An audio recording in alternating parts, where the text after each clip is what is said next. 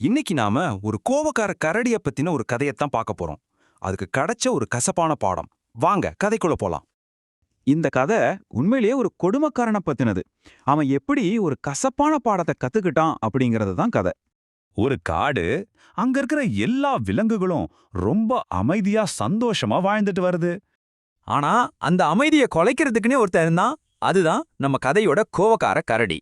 சரி, நம்ம இப்போ முதல் பகுதிக்கு வந்திருக்கோம். இந்த கரடி ஏன் இப்படி ஒரு கொடுமைக்காரனா இருந்துச்சு, அதோட மனசுல என்னதான் நினைச்சிட்டு இருந்துச்சுன்னு பார்க்கலாம் வாங்க. அதோட மனநிலை எப்படி இருந்துச்சுன்னு பாத்தீங்கன்னா, அதுக்கு தன்னை தவிர மத்த எல்லாரையும் ரொம்ப மட்டமா ஒரு நினப்பு. சின்ன சின்ன விலங்குகளை எல்லாம் பயமுறுத்தி பார்க்கறதுல அதுக்கு ஒரு அலாதி பிரியம். எப்போதுமே ஒரு ஆணவம், ஒரு அலட்சியம், மத்தவங்க பயப்படுறத பார்த்து சந்தோஷப்படுற ஒரு விசித்திரமான குணம் அதுக்கு.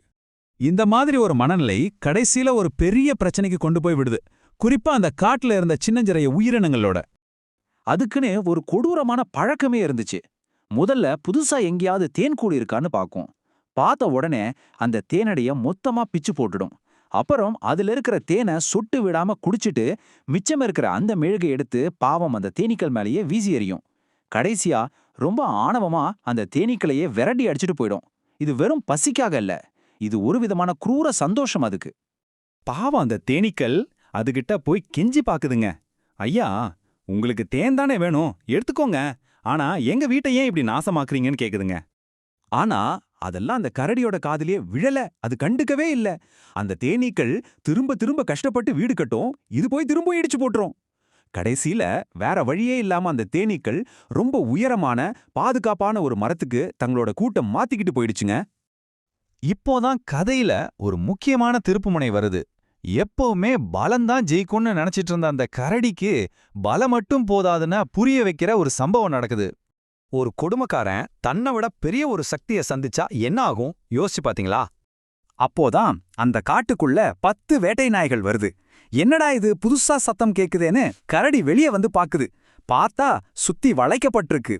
10 நாய்களையும் அதால தனியா சமாளிக்கவே முடியல. அந்த நாய்கள் கிட்ட இருந்து பயங்கரமா அடி வாங்குது. அதுகளை எதிர்த்து போராட முடியாம உடம்பெல்லாம் ரத்த காயத்தோட அங்கிருந்து தப்பிச்சு ஓட வேண்டிய நிலைமைக்கு வந்துருச்சு. வாழ்க்கையில முதல் முறையா அதோட பலம் தோத்து போச்சு. மத்தவங்களுக்கு அது கொடுத்த வலியையும் வேதனையையும் இப்போ அதுவே அனுபவிக்குது. இப்போ நம்ம கதையோட ரொம்ப உணர்ச்சிகரமான ஒரு கட்டத்துக்கு வந்திருக்கோம். இங்கேதான் ஒரு முக்கியமான பாடம் கத்துக்க போகுது நம்ம கரடி. ரத்தமெல்லாம் சுட்ட சுட்ட வலியில துடிச்சுக்கிட்டு தன்னோட குகை வாசல்ல பரிதாபமா படுத்து கிடக்குது அந்த கரடி. தன்னால ஒண்ணுமே பண்ண முடியலையேங்கிற ஒரு கையறு நிலையில இருக்கு. அப்போ அங்க வர்றது யாருன்னு நினைக்கிறீங்க? அதே தேனீக்கள் தான். இங்கதான் கதையோட உச்சக்கட்டமே இருக்கு. ஒரு பக்கம் கரடி செஞ்ச கொடுமைகளை பாருங்க. அதுங்க வீட்டை அழிச்சது, சாப்பாட்டை திருடுனது, கொஞ்சம் கூட இரக்கமே காட்டாதது. ஆனா இன்னொரு பக்கம் தேனீக்களை பாருங்க. அதுங்க கரடியோட வலிய புரிஞ்சுக்கிச்சு, அதுக்கு மருந்து கொடுக்க முன் வந்துச்சு, அளவற்ற கருணைய காட்டுச்சு. எவ்வளவு பெரிய வித்தியாசம் பாருங்க.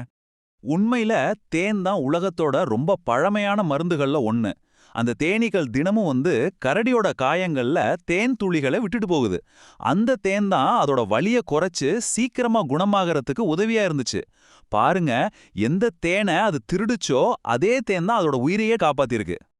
இந்த ஒரு கருணை செயல் அந்த கரடியை எப்படி அடியோடு மாத்துச்சுன்னு இப்ப பார்க்கலாம்.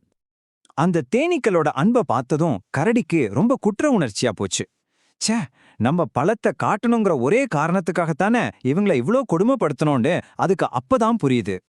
அன்னையிலிருந்து அந்த கோவக்கார கரடி காணாம போயிடுச்சு. அதுக்கு பதிலா அந்த முழு காட்டுக்கும் ஒரு பாதுகாவலனா அது மாறுச்சு. எந்த உயிரினங்களை அது ஒரு காலத்துல துன்புறுத்துச்சோ அதே உயிரினங்களை இப்போ பாதுகாக்க ஆரம்பிச்சுது. இந்த கதை நமக்கு ரொம்ப எளிமையா ஆனா ஆழமா ஒரு விஷயத்த சொல்லுது. எளியோரை துன்புறுத்த கூடாது. அப்போ இந்த கதையை கேட்ட உங்களுக்கு என்ன தோணுது? வலிமையோட உண்மையான அளவுகோல் எது? அடுத்தவங்கள அடக்கி ஆள்றதா, இல்ல பலவீனமானவங்கள பாதுகாக்கிறதுல இருக்கிற கருணையா? இத பத்தி யோசிச்சு பாருங்க.